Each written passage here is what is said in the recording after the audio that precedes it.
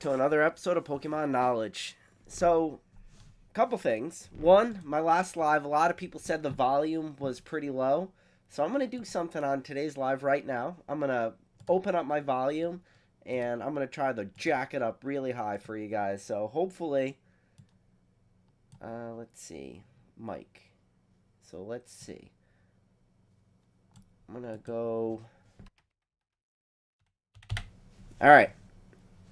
That should be good. Hopefully I didn't blow out everybody's speakers right now. Let me know down in the chat if the sound is a little bit better. But yeah, there's one question. Well, there's two questions I get all the time. The first question a lot of people ask me is like just picking up product. That's probably like the first question a lot of people ask.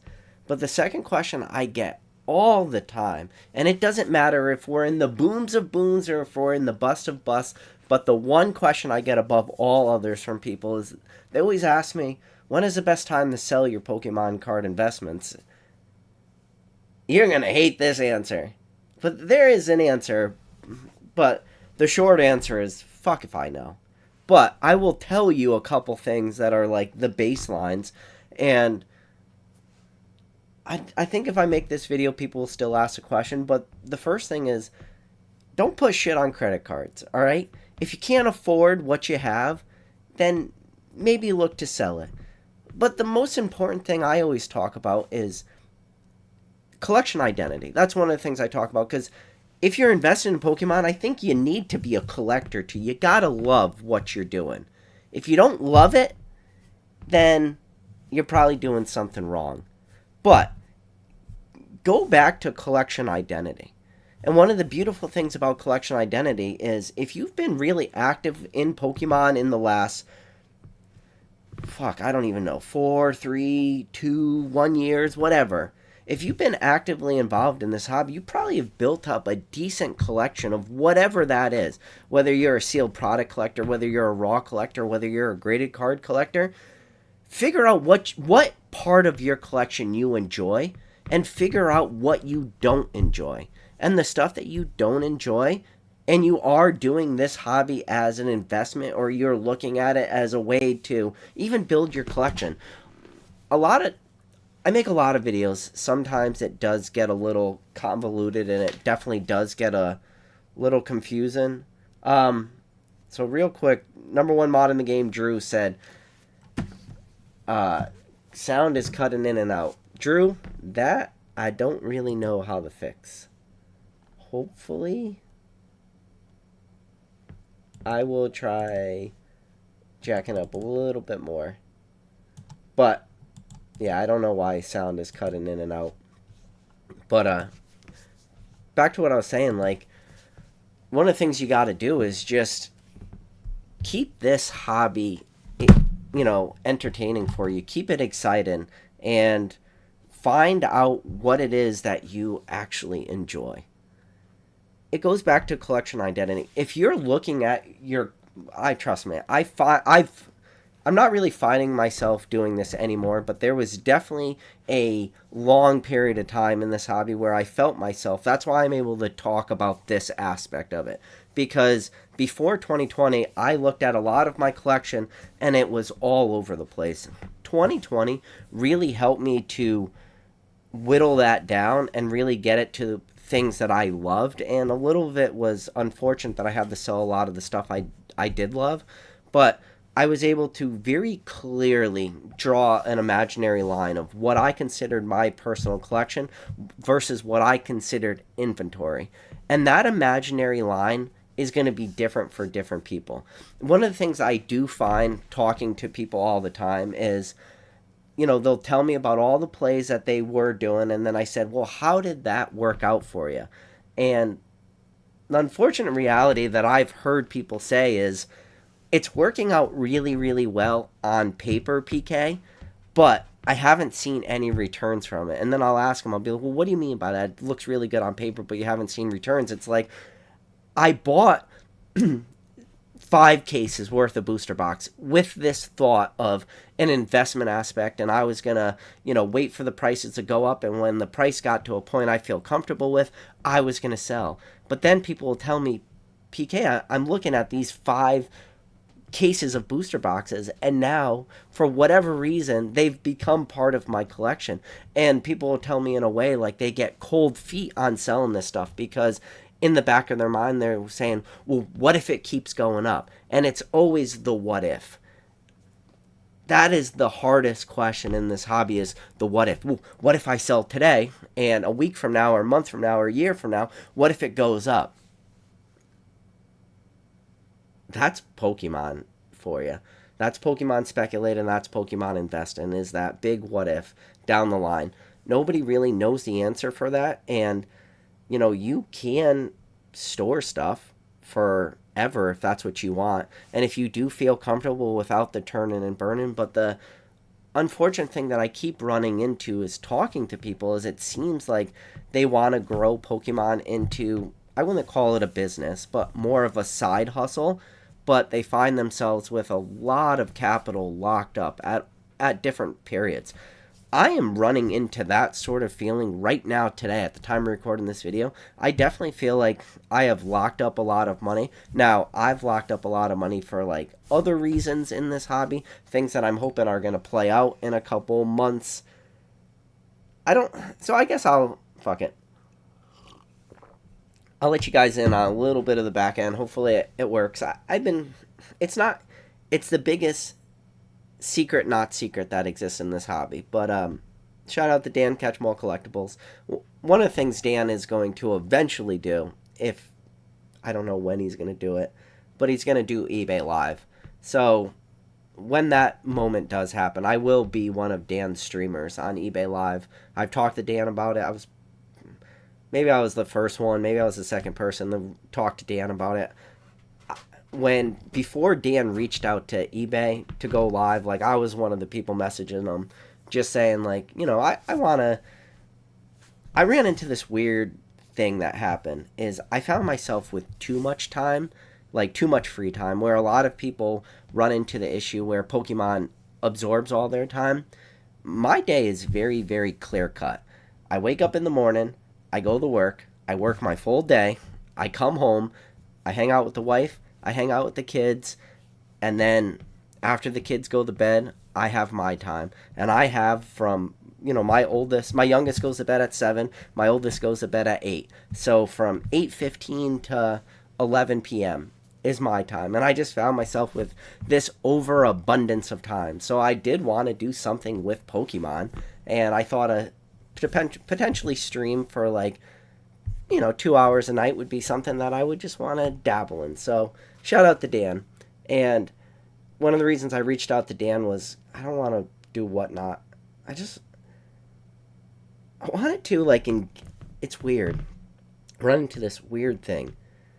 I just wanted to engage more with, the buying and selling, but I wanted to engage more with, the most modern sets, and I'm just not a pack opener. I don't really open a lot of modern product for myself, because if I am doing modern product plays, I'm just, buying on TCG Play, or I'm buying on eBay trying to find near mint copies, and I'm, sourcing a lot of my favorite cards in bulk, and I never got to just appreciate the new sets. And I love to talk about the cards too. I love to talk about the history, and if you guys watch my videos enough, I'll go down the rabbit hole. One of the things I very, very rarely do is I very rarely ever go back and watch any of my lives. But for whatever reason on Thursday night, I was folding clothes after my live, and I was like, man, that live really went off the rails. I don't even know what I was talking about for a lot of it. So after my live was over, I was putting myself on 2x speed, and I was listening to the live back. And it's probably something, when I used to do my meme videos when the channel was brand new, I used to have to listen to my voice all the time and have to watch or listen the entire time as I was adding the memes to the video, and it was pretty brutal for me. So for those of you out there that actually watch this, I don't know how you do it, but I went back and I listened to the live, and I would say if I make 12 lives in a row, I might go back and listen to 0.5% of them. Very, very rarely do I go back and watch them. So I went back, I listened to it, and I heard myself in the live, rambling through all the sets, and then I heard myself going off on a tangent about EX Dragon, trying to figure out how many cards were in the set, and I found myself talking about the secret rares of different stuff. And as I was going back listening to live, I'm like, first of all, what the fuck was I talking about? Second of all, I need an outlet to talk about more of the cards, and I want to talk about the history of stuff, and I don't really know a good way to do that. I mean, I could start like putting a hand cam out and starting to like show individual cards like one by one. Like I could throw up a card on the screen. Like I could throw up a card and I'll be like, okay, here's the card, here's the history. I could throw up another card, be like, this is a card, here's the history. But I don't know if like that's how my channel is really designed. I feel like a lot of people wouldn't really like that type of content. So eBay Live will give me one of those options to just talk about Pokemon. And it will give me a reason to like burn through some of my inventory, because like I mentioned, the reason why I'm sitting on a lot of inventory right now, and I haven't really been posting anything on any of my eBay accounts, and especially my main account, which isn't my PK account, my main account, I haven't really done much with. I'm still selling stuff on occasion, but I haven't been posting a lot of like the things that I usually burn. So I'm sitting on a bunch of inventory. Then I got a bunch of sealed product. Everything is kind of stacking up, and it's not really going out. So, but that's a personal problem. So figured I'd let you guys in on that. It's a secret that's not a secret. Anybody that's in the know, I've talked about it. I think I've dropped it on a live. Like it was the D-Gen live we did. It was me, Basic Trainer, everybody. I don't even know. There was like 15 different people came in and out. And I think I dropped it at like the 4-hour mark. I mentioned to people, but you really had to make it 4 hours into like a 5-hour live in order to get that. So I figured I'll just talk about it. And the reason why I want to do it too is because I like eBay Live. I just like eBay. I like thought eBay. And I'm going to ask you guys a question. And I'm going to pull up the chat right now. Something I don't usually do because I try not to look at the chat. But my background, I've made videos before, and I've talked about how I got into Pokemon, and I've talked about like how I got into collecting in a way. But one of the reasons that I'm into collecting, and I think a lot of people could relate to this, is you are almost born into collecting, right? Like you're born into collecting because you have to get that collector's gene, I call it. And usually there's somebody in your family who also has that collector's gene.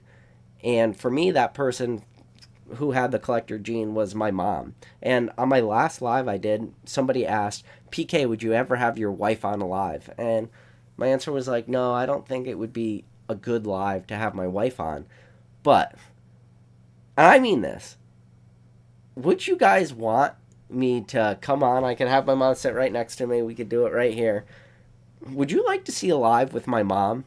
Because my mom is where I learned a lot of the stuff that I do now. Like, my mom was a top-rated eBay seller. She created her eBay account in 1994, I believe. I went back on my mom's account. God, I don't even remember. I went back and I looked at like an old sale my mom did. My mom had 2-player starter deck, possible shadowless. Okay, this was one of my mom's listings, and I went back on her feedback and I looked at it. So my mom was selling Pokemon cards in like what I think me and my mom tried to figure out the timeline when it was, but she was probably selling Pokemon cards in like 2013 timeline. I think that's when the feedback was. It was hard. I know the person's name that bought it. So Pokepots. Shout out if you used to at one time have a buyer's name as Pokepots. You were the one that bought my mom's 2-player shadowless theme deck that she had. It was a gold strip 2-player starter deck. My mom goes back like a long time selling on eBay. My mom talks about, I ask my mom all the time, like, what was it like selling on eBay a real long time ago? My mom had like a stamps.com account. My mom's OG. And that's where I learned a lot of the stuff that I do now. I learned that real basic fundamentals from my mom. and I talked about coins, how I was really into coins, but my family business, well, I say my family business, but our family business growing up was a laundromat. And it was a laundromat for 49 years. But part of that laundromat was a dry cleaners, and then the laundromat was always changed. So when my family originally had their very, very early washer machines, everything was dimes, not quarters. So they were all dimes, and at the time, so a lot of people used to use Mercury dimes. They didn't use Roosevelt dimes. So Roosevelt, if you're from the United States, Franklin Delano Roosevelt is who's on the dime. But he wasn't president until like the 40s, and then he wasn't on the dimes until like this, I believe, the 60s or something, or forget when Roosevelt ended up being on the dimes. But before that was Mercury dimes, and my family was always into like coins. And then in 1964 in America, uh, they stopped like silver coins, and then they ended up switching to like a composite coin. So it wasn't, so quarters weren't completely silver anymore, dimes weren't completely silver anymore. But in 1964, my grandfather, who owned the laundromat before my mom, told my mom in 1964, hey, you should start putting away silver like quarters and dimes when you get them. So from literally 1960s until my mom finally sold her business in the late 2000s, all she did was deal in coins. So a lot of silver made their way through in a laundromat in the matter of, God, it was 50 years. 50 years of silver moving in and out of that. So my mom's always had a ton of silver. And there was also like coins that were like thick coins. They're super, super rare. You almost never see them, but they're like a weird double press quarter, so they're actually thicker. But you would never be able to see it if you just had a coin in your hand. You would never be able to tell. The only way she would be able to tell was people would put those quarters in the machine and it wouldn't fit through the slot. So they would go to her and be like, "Hey, something's wrong with this quarter," and she always knew what those were. She'd be like, "Okay, I'll take that quarter. Here's another quarter. Try this one." So it's just real. It would just be interesting, and I'd be curious if you guys would be interested in that live. It would be something completely different for this channel. Something that I've never done before is just have my mom come on this channel and have my mom tell you about me. Like, she won't lie. She's going to tell you all the truth. I couldn't get my mom to lie if I wanted to. Would that be an interesting live for you guys? Because yeah, my mom, when she first started selling on eBay, priority mail boxes were $2. Yes, priority mail boxes, $2. And I remember the large flat rate boxes. My mom, like one of our family friends died, and he had a bunch of tools, like you would find in a garage or a shed. But the dude had a million tools. And when he died, my mom got all the tools and she was selling them on eBay.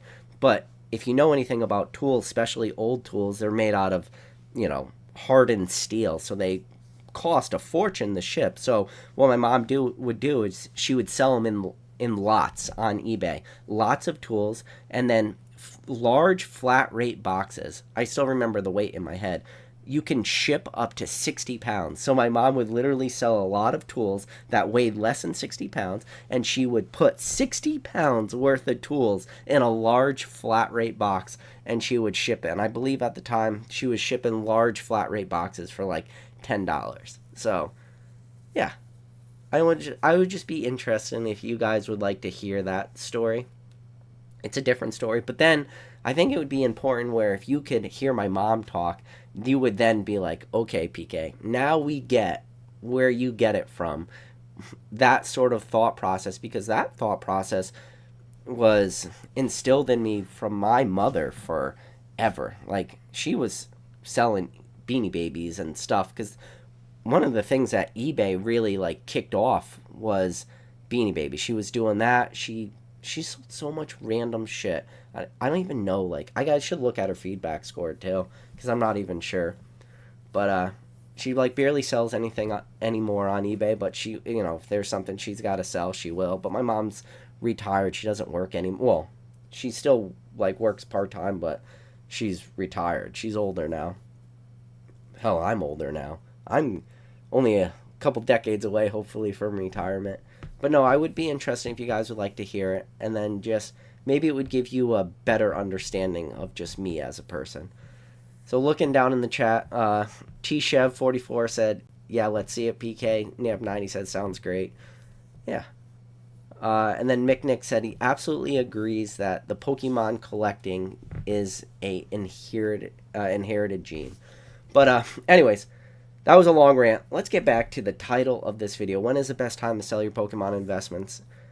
I'm going to give you one piece of advice. Nobody in this hobby and nobody in life has ever gone broke taking profits. It's okay to take profits once in a while. The thing is, too, is I've never really met anybody, too, that, like, sold and was sad about it, too. I think the problem is everybody's going to be different. When's the right time for me to sell versus you to sell, or somebody else is the right time to sell?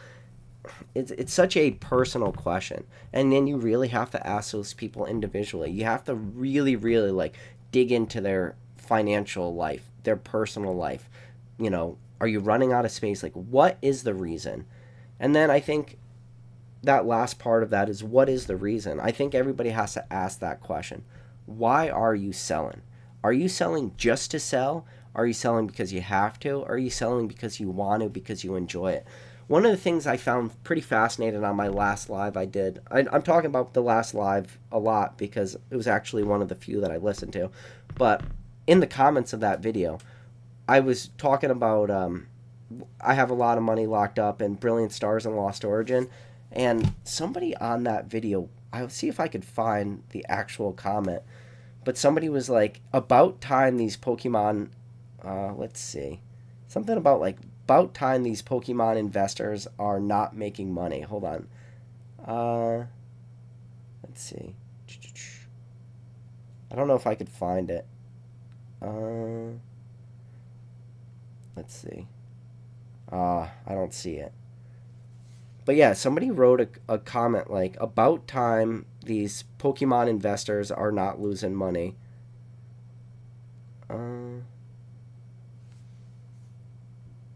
Let's see.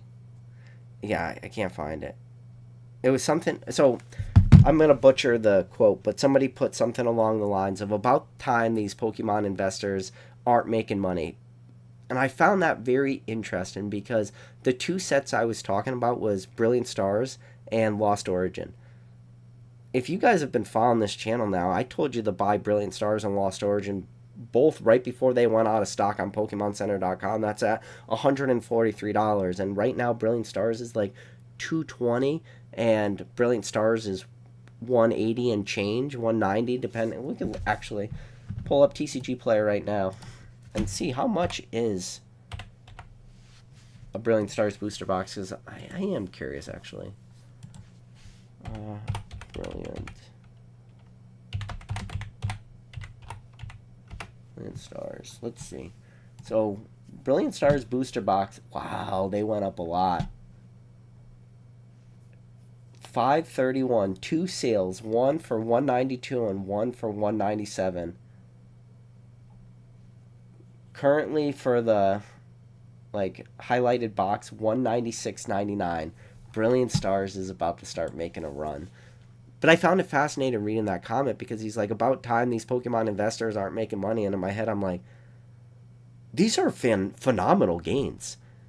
Literally a box you can buy 2-3 months ago at $143. One of them selling for $220. The other one's selling for right around $200.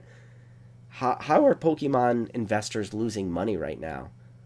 These are the best times in this hobby. Like, you have to really, really, really consciously try to lose money in this hobby right now. Can you name me one, Pokemon investment that has lost money recently? I'm really struggling. I guess the only one that might have lost money on is if you timed reprints pretty poorly.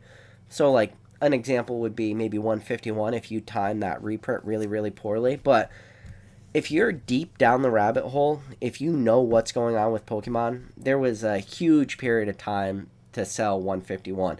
Even when reprints were really, really early announced, we saw like a crash in 151 booster boxes, but that crash they were still selling at $140. So there was a lot of people obviously dumped in preparation for the reprint. Now, if you had booster boxes and prices went crashed down the 140 before anything was released and you continued to hold on, that's nobody's fault but yourself. Like at that point you just obviously know, okay, a reprint's coming in. The reprint stopped being a secret really, really quickly. We saw prices quickly retrace, but even after prices retraced and the first like initial drop of the reprints hit, we still saw booster boxes stagger around $110, still really strong prices, and we knew more booster boxes were still going to hit the market, and then people continue to hold. If you do that, if you continue to hold even with reprint news, I don't know what to say. Like that one's on you. That's not on anybody else. So if you look at it that way, I'm sure there are some products maybe you could have lost on in the near term, but then a product like that will always be the question of, well, what was your entry point to a lot of this stuff? And I think that is just so much of Pokemon is just entry points. And I think when a lot of people look at Scarlet and Violet, when is the best time to sell your Pokemon investments? A lot of people are looking at Scarlet and Violet right now, and they're asking themselves the big question of prices are really low for some of this stuff still, with the exception of Paldea Evolved is starting to actually do really well.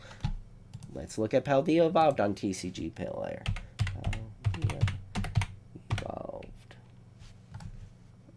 Let's see, Paldea Evolved booster boxes, $130, right around what I was thinking. So, I mean, that is the most expensive main expansion from Scarlet and Violet right now. But people are asking themselves the question, well, what is going to get reprinted? And right now, there's a lot of sets of Scarlet and Violet. You got Scarlet and Violet Base, Paldea Evolved, Obsidian Flames, Paradox Rift, Temporal Forces, and then obviously Twilight Masquerade has just come out. That's a lot of sets. We are deep into it. So, what did I say? Scarlet and Violet Base, Paldea Evolved, Obsidian Flames, Paradox, Temporal, Twilight Masquerade. So that's 6 sets. 6 sets brings you to the equivalent in Sword and Shield to Chill and Rain. Chill and Rain was Sword and Shield 6. So we're already, in a way, halfway through. When Chill and Rain came out and people were talking about reprints, did it make sense for Pokemon to go back and reprint Sword and Shield Base, Rebel Clash, Darkness Ablaze, Vivid Voltage, Battle Styles, and then Chill and Rain? No, they didn't go back and reprint all those. They went back eventually and did a huge reprint. We saw reprints of Fusion Strike, Battle Styles, Evolving Skies, and what was the 4th set we saw? So there was Battle Styles, Chill and Rain, Evolving Skies, and Fusion Strike. Those were the 4 big. Remember when, as I walked through the valley, the $79, $95 booster box, I Fear No Evil? Those were the 4 sets that were reprinted.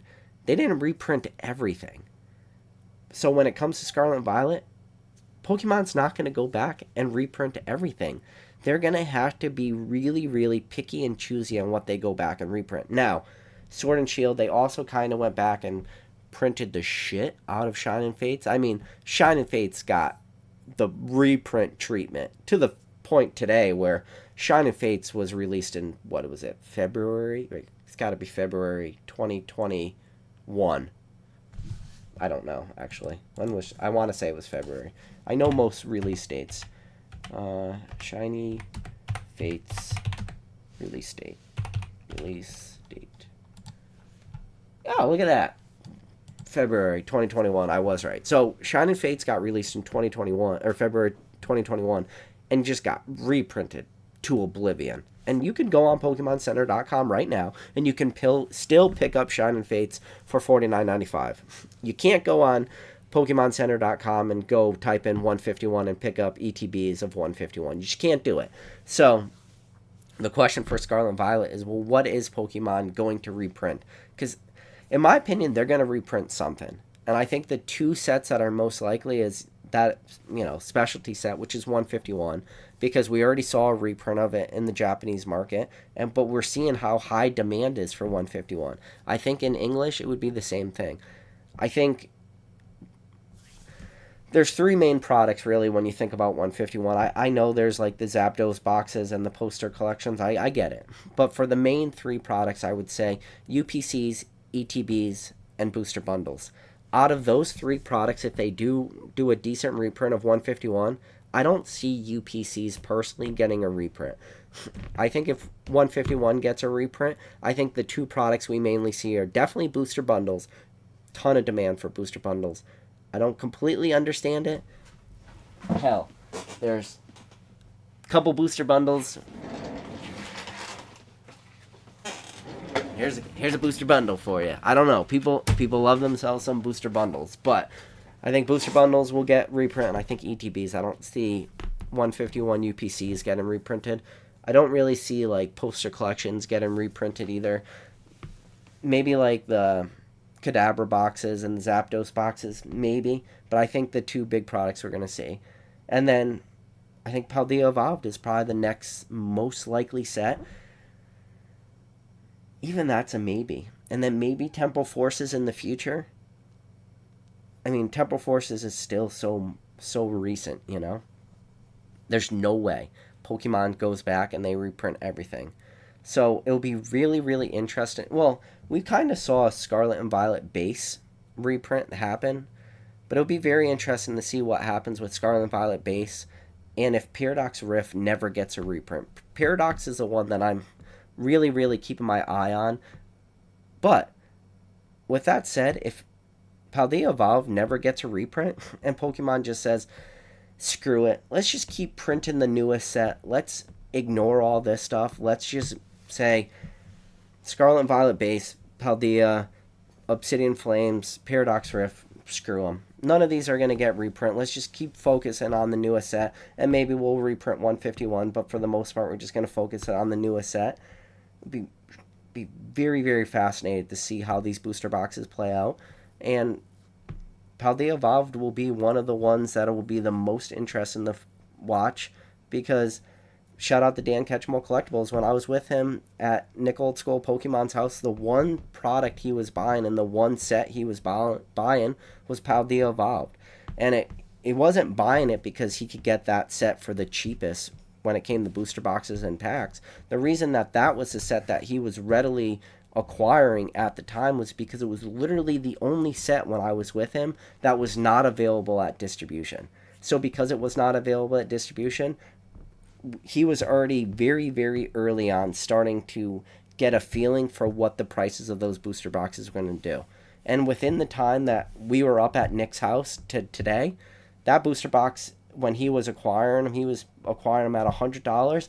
And fast forward literally 2 months later, 30% gain.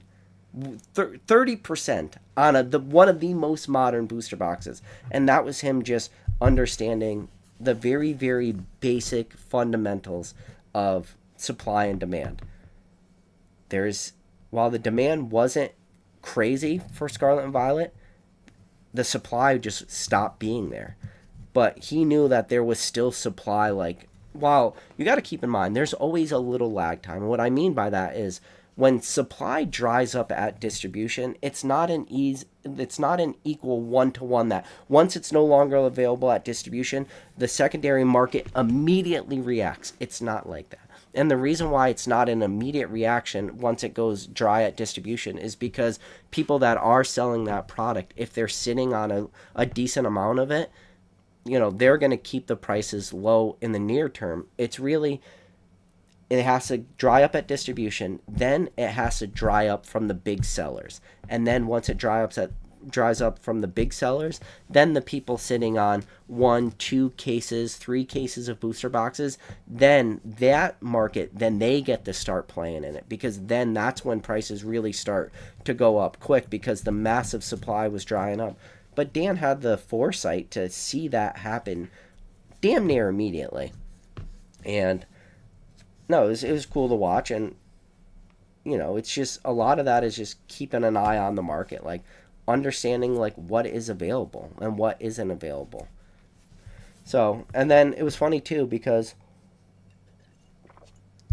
I want to say 2 weeks ago, I literally pulled up a live and I went on the Hills Wholesale Gaming website. And one of the questions right before the live was over, if you guys made it to the end, was, I talked about a lot of the different snapshots of the different years. And I kept saying during the live, it's the whole what if. If we only knew back then what these prices were going to do today, we would all be in such a better place. And then at the very end of the video, I pulled up the most modern Hills website. Literally, like, if you went on Hills today, what can you look at? And somebody asked in the chat, PK, well, looking at today's Hills website, what do you think in 5 years people will be doing the same conversation saying, if only, the what if? What if I was able to go back and like buy now? What if I was able to buy, all this Scarlet and Violet stuff? And I thought it was a great question. And I said, I think people are going to have the same reaction in 5 years. And one of the booster boxes I said on there, or one of the products that I said, if I was buying anything, it was Paldea Evolved sealed cases for $671 on Hills. I said, I think that will be one of the big products that at the time of recording this video, looking back on that 5 years from now, we're all going to look at and go, can you believe Paldea Evolved sealed cases on Hills, $671? Can you believe that? That's why to go back to the title of this video is, when is the best time to sell your Pokemon investments? There's a part of me that's why I did the generic answer for you at the beginning. If you have credit card debt, if you gotta sell, do it. But there's also like this weird part of me too where, when's the best time to sell your Pokemon investments? It's like a loose never, because we are in this weird timeline of Pokemon right now where things keep going up. And right now we've all been so spoiled, lucky, not lucky. This is a problem that I find myself is, when you get deep enough down the rabbit hole and you look at all the new people entering daily, I still have people finding my channel today. I thought I was at my max. I thought 6,969 subscribers was the most subscribers I was ever going to get. That was my goal in this channel. I'm at 7,500 subscribers, so I'm already like 500 subscribers higher than originally my goal was. Now the goal could potentially be 10,000. I'm like, wait a second, how is that possible? How can you still make the same content over and over and over again, and how can you still have new subscribers this long into making hour-long lives? And I can get into the point now where I think it's possible, if new people are continuously entering this hobby and they're getting deeper down the rabbit hole. I think the people who get deeper down the rabbit hole have such a huge impact in this overall market. I do believe that.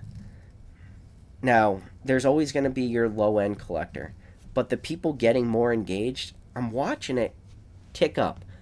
Like, tick, tick, tick, tick. It just keeps getting more and more.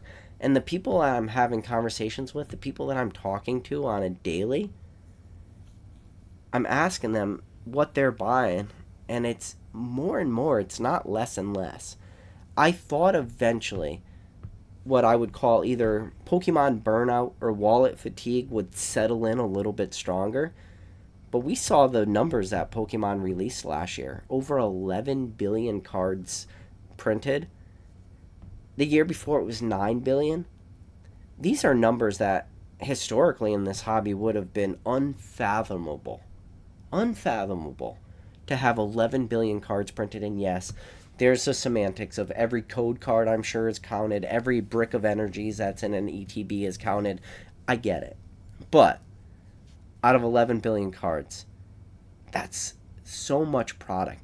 The fact that the market is so big that you can have a modern set like Paldea Evolved, which had a huge print number. I don't know what that print number was, but it was large. cannot be available at distribution. And a booster box that could come out of a timeline of 11 billion cards, that booster box is within that bubble of 11 billion cards, that you can have such a strong hobby that booster box was a $90 booster box, but there's so much demand that it could pull out of a set, out of 11 billion fucking cards, it can pull that set, scratch it and claw in the whole way, and bring it to $130. A lot of people are coming out of the Sword and Shield timeline where spoiled. That's the only way I could explain it. Spoiled. You guys spoiled. But $130 for Sword and Shield doesn't sound like a lot because every Sword and Shield booster box like went parabolic. And then it's so easy to point to the big hitters. You know, by the time we were into the sixth set of, for a little comparison, by the time we were in the sixth set of Sword and Shield, that brought us to, like I mentioned, Chill and Reign. Chill and Reign for pre-orders were selling for $140. Chill and Reign saw a high of $160. Battle Styles, shout out the Cool Trainer Ryan. CTR never sold modern product. The only product CTR ever sold was his cases of Battle Styles. You know why he was selling cases of Battle Styles? Because he was able to sell Battle Styles at release for $150. You got to keep in mind that was a booster box that from distribution was $85, and you could sell instantly for $150. Everybody was doing that because the demand was instant for Battle Styles. Reprints happened, those prices went down as I walked through the valley of $79, $95 booster box. But it doesn't change in that timeline. Vivid Voltage, before the reprint, we saw booster boxes hit highs of $240, $260. Darkness Ablaze, the set, even before that, we'll go specialty set. Champion's Path at release, unattainable. Couldn't even find it at stores. Everything was sold out. Before that, like I said, Darkness Ablaze, which was a mediocre set, only had the VMAX Charizard, didn't even have any big secret rare chase. $160 booster boxes. Rebel Clash, Sword and Shield, still $120, $130. That's why those 6 sets, everybody was spoiled because if you picked all 6 of those sets, you did really well. If you timed the highs of Vivid Voltage, you made a ton of money. If you timed Battle Styles, you made a ton of money. Chill and Reign, if you timed the highs, you made a lot of money. So people were super, super spoiled in that timeline. So I think when they see Scarlet and Violet, they don't understand, even though the market's not maybe as strong as a lot of people would like, there was still 11 billion cards printed. And I just told you that a booster box was able to go from 90 to 130. If that is not an indication of a ridiculously strong market, I have no clue what else to tell you guys. That is the biggest example of how strong this Pokemon market is. We could talk about a dead TCG. Let's talk about MetaZoo for a second. I want to give you just a little food for thought. MetaZoo had their Wilderness booster box run. It was 100,000 booster boxes. MetaZoo printed 100,000 booster boxes of one set, and they literally killed the entire TCG. That 100,000 booster boxes of Wilderness destroyed market sentiment, destroyed market confidence, destroyed everything about MetaZoo. If Pokemon only printed 100,000 booster boxes and just printed the same run of MetaZoo, that killed the entire TCG, the entire collector base. It just destroyed it, wiped it off the map, and then MetaZoo was more or less never able to recover after Wilderness. If Pokemon only printed 100,000 booster boxes of a set, that booster box would probably selling right now for about $3,000 because demand would be so insanely strong if you only had 100,000 Pokemon booster boxes. To give you sort of a baseline understanding of how strong the Pokemon market is, 100,000 booster boxes, it would crush Pokemon in the opposite way because packs would be $30 a piece because there would be none. 100,000, there's just, I don't even know how to explain it. Do you know how many Walmarts, I mean, obviously the booster boxes, but if there was like a super low print run, let's see, how many Walmarts in America? There are 4,717 just Walmarts in this. That means if like every Walmart got, well, it's booster boxes again, but still, it's hard to like equate it. But 100,000 would just be crazy. It would be the smallest print run of anything we've ever seen, and booster box would be $3,000. It'd be wild. It just shows you like the difference in this hobby and how strong Pokemon is. That's why I'll give you an example. Moonbreon, fan favorite Pokemon card, one of the most expensive cards of all Sword and Shield. If you're gonna say, if you asked me today, it was like PK, point to one card and just label it poster boy of modern Pokemon, what would it be? I would point to the Moonbreon as the poster child for modern Pokemon. 12,000 of those cards graded currently at PSA, which is probably a very small percentile of all those cards that exist. I know we get wrapped up in grading, but I promise you, the majority of all Moonbreons are not in PSA slabs. They're not in slabs in general. The majority of Moonbreons that exist in the world are in people's binders. I promise you, they are not stuck in between two pieces of hard plastic. They're in people's binders. So that probably puts, just in Moonbreons, the total population is probably closer to 100,000 than further away from 100,000, okay? Evolving Skies, if you have, and that is a pull rate of, I mean, Rattle, it took them 3,000 packs to pull one Moonbreon. But if you're going to pull a Moonbreon, you're probably looking at,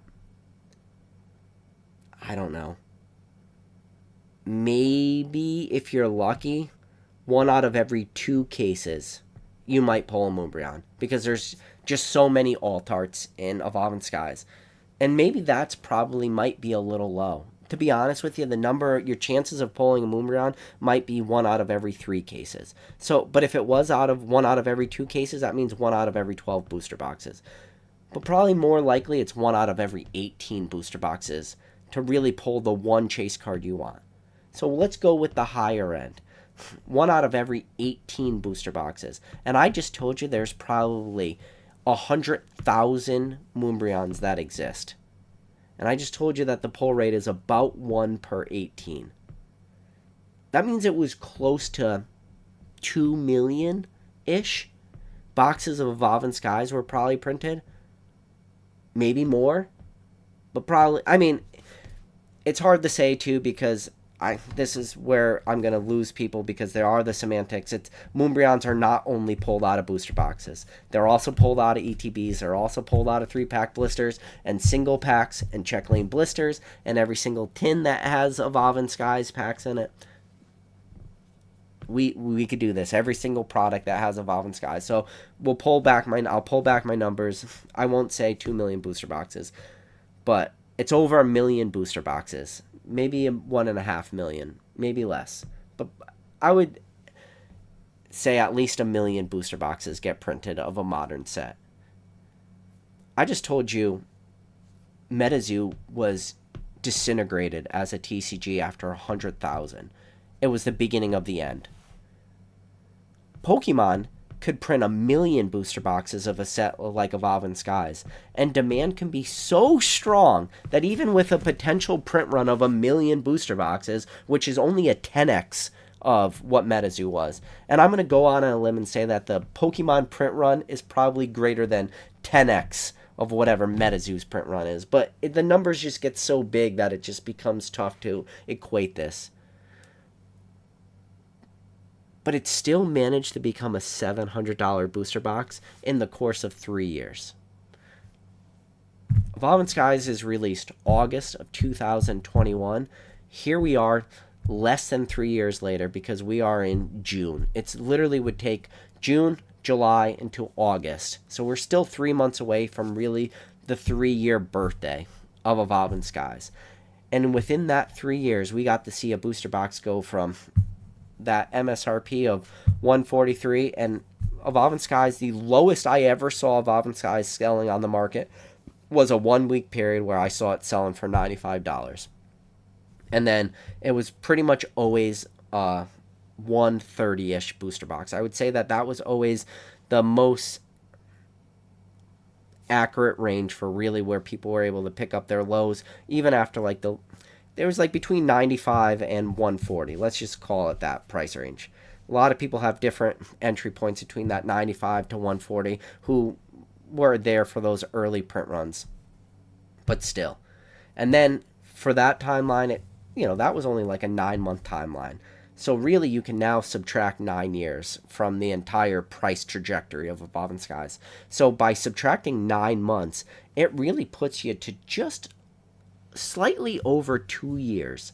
2 years timeline, Evolving Skies went from a $140 booster box all the way up to a $700 booster box. And I just told you that there was potentially 1 million booster boxes alone of Evolving Skies printed. How anybody could look at these numbers, how people could look at this demand, and how anyone can say Pokemon is not just the most ridiculous freight train that ever existed. When you sit down and you really crunch the numbers, it is preposterous how good Pokemon is doing. And it is preposterous, in my opinion, to think that this demand stops anytime soon. I gotta pump the brakes sometimes because I just get too overly bullish when I just think about the sheer fucking numbers of people entering. And Pokemon is gonna have this weird thing because the same way as all these early WotC boys, I include myself with that 99 timeline, they enter the hobby. You're gonna get it for the Nintendo. Well, we're actually 4 years into it, so you probably got people entering now today who have zero, nostalgia for WotC timeline. WotC only goes from 99 until 2003 when Skyridge was the last set.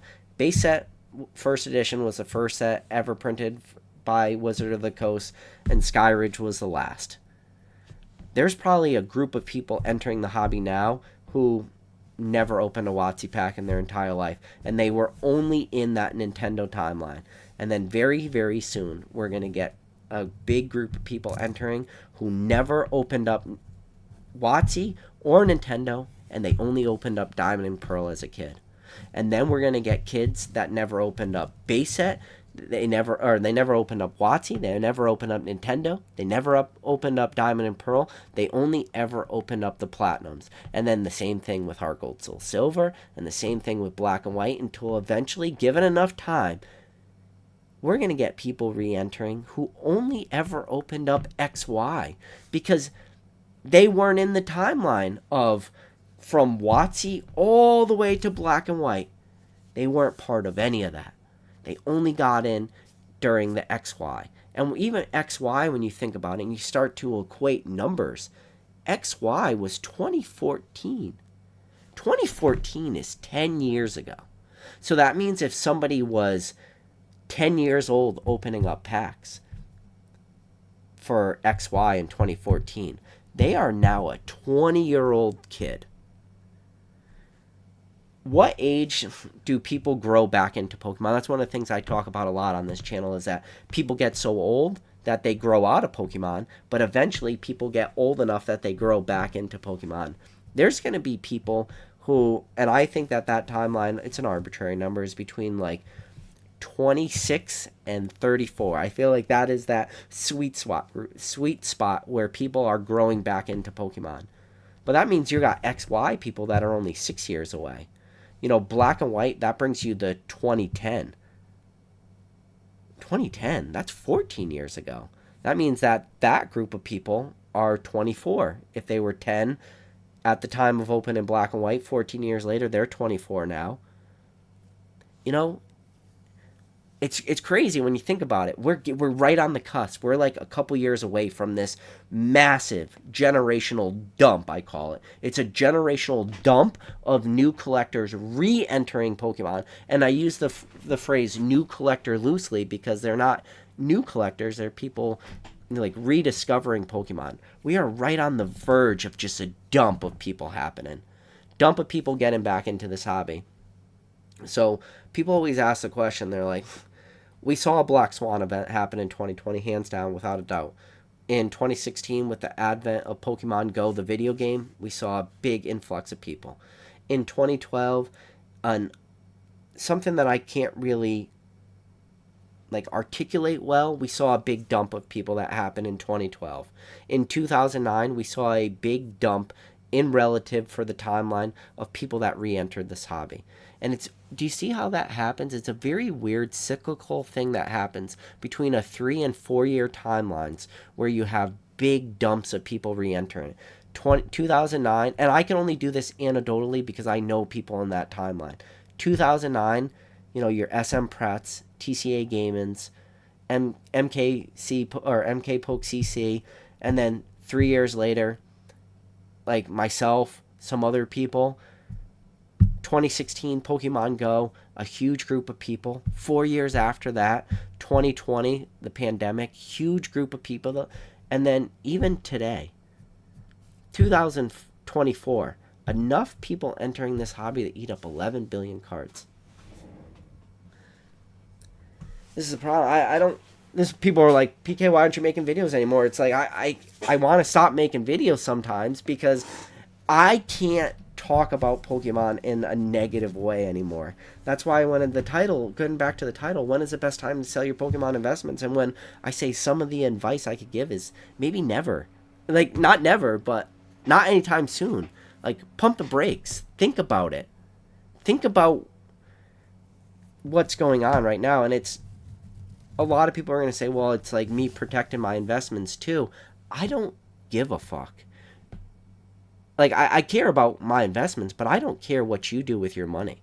And the reason why I say I don't care is because no matter what one person does, or 100 people do, or 1,000 people do, I think there's just so much demand entering this hobby. So much, call it new blood, old blood, whatever you want, that there's just so much carrying this hobby that any effect I have is meaningless. I'm just telling you my true, honest opinions on the hobby as a whole, man. But I just wanted to go live. It's Saturday night. I love all you guys. I wasn't able to. I just had to get this off my chest. I want to, like, a lot of people were messaging me on Instagram asking me about best time to sell, and I kept just telling them flat out, like, I don't know. What position are you in? You're gonna have to make that call. But anyways, guys, as soon as this live is over, if you don't know, it is Saturday. It is a little later, but I will be hopping into Mr. Rattle Pokemon's happy hour chat. If you don't know, on the Rattle Discord, every Saturday night, there is the Rattle Pokemon happy hour chat. I will be hopping into that as soon as this is over. So if you guys want to come on, if you've never talked to me in person, I'll have my camera on. You don't have to put your camera on. It's recommended. But if you want to ask me questions, yeah, at least we'll have to have your mic on. You could join via your phone. I'll be in there. Rattle will be in there. I could look at the group of people. I'm sure there's a good group of people right now just bullshitting Pokemon. Real quick. Molo, I appreciate it. He just gifted the 5 PK memberships, buddy. I really appreciate that. That's super nice of you. But yeah, guys, as always, appreciate every single one of you. As soon as this live is over, I'll be in the Rattle happy hour. If any of my mods are here, I see number 1 mod in the game, Drew's here. Drew, if you could do me a favor, drop a link to the Rattle Discord. If anybody's not part of it, they could join right now. But guys, as always, appreciate every single one of you, and I'll catch you on the next video. Again, Molo, special shout out. Appreciate the 5 gifted memberships, buddy.